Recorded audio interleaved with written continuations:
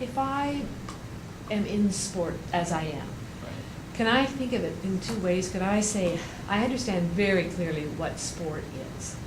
Yes. People write doctorate thesis on this, but I'm pretty clear on my definition, and many of us have a definition, and there can be some wordsmithing, but mostly we say this is sport.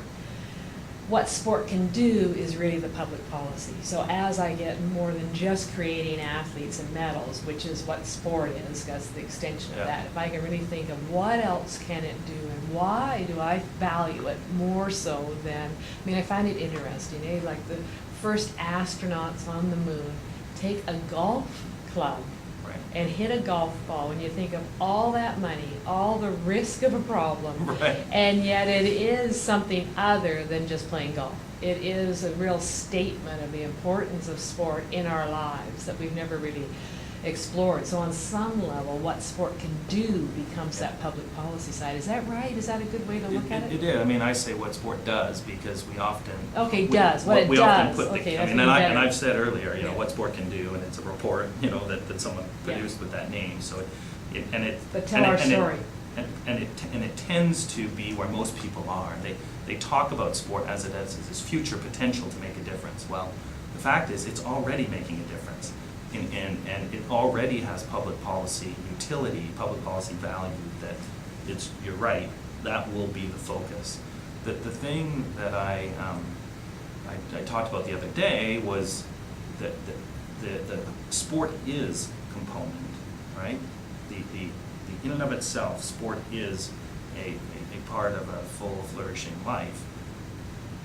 We can't take that for granted, and I guess that's where the public policy maker still has a role. We have a whole lot of assumptions about that, and yet there are requirements. We do need public investment if we want sport to just merely exist in a good way, because those playing fields and ice arenas and such are better serving Canadians if they're public. Not that there isn't a role for the private sector, but if we want universal access across whole population groups, we know that requires a role for the public sector. And so there's a stewardship role around sport is, and then there's the opportunities that exist in what sport does and can do. And so they're all in, and we want to avoid, in a way, the false question about whether it's one or the other.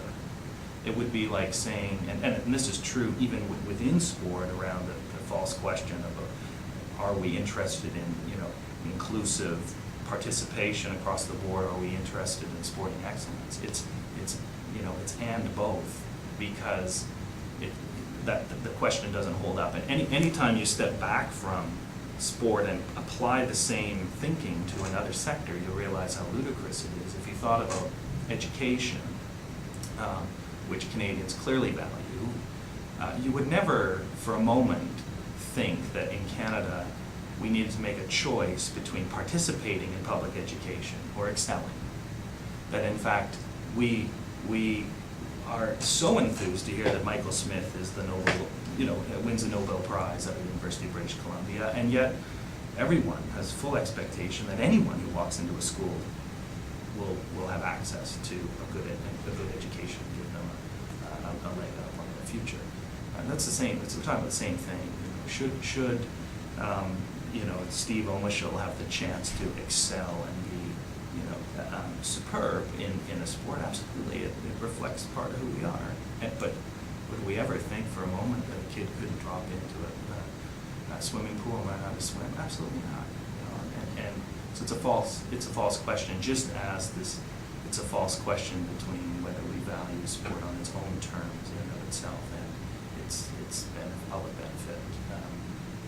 They both coexist, and we want to pursue them both through public policy and other strategies, without question.